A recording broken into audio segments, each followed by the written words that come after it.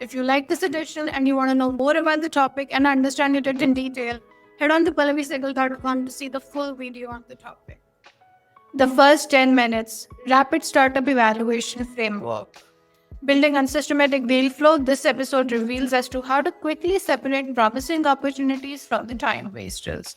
Learn the 5-minute pitch evaluation framework and discover the red flags that indicate immediate passes. Master the green flags that warrant deeper investigation and understand how the founders really think about the first investor meeting.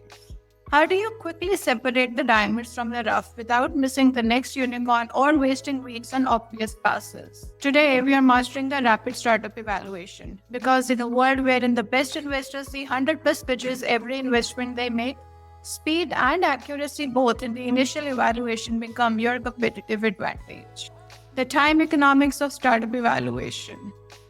We have seen founders choose between investors based partly on the speed of decision making.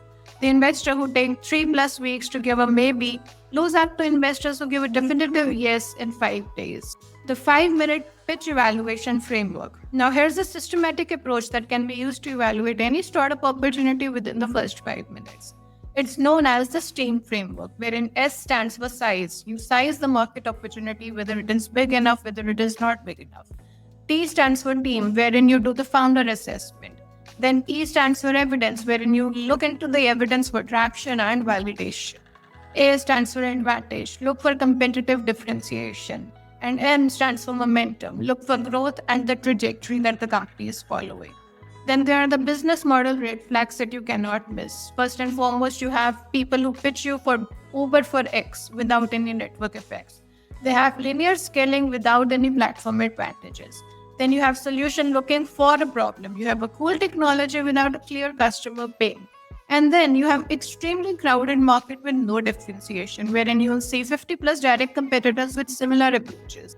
Next, let's focus on the powerful green flags, which indicate deeper investigation triggers.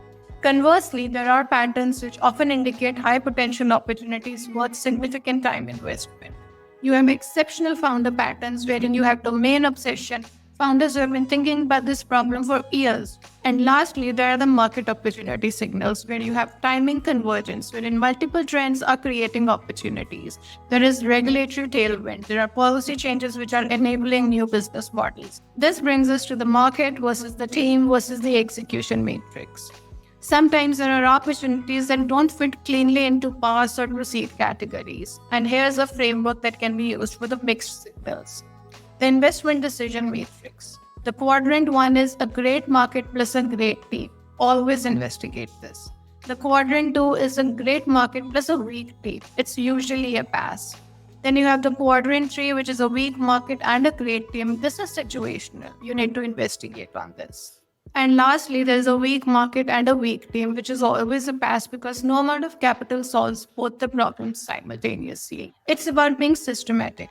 When you have a clear framework for recognizing patterns, you can make faster decisions while actually reducing the risk of missing great opportunities.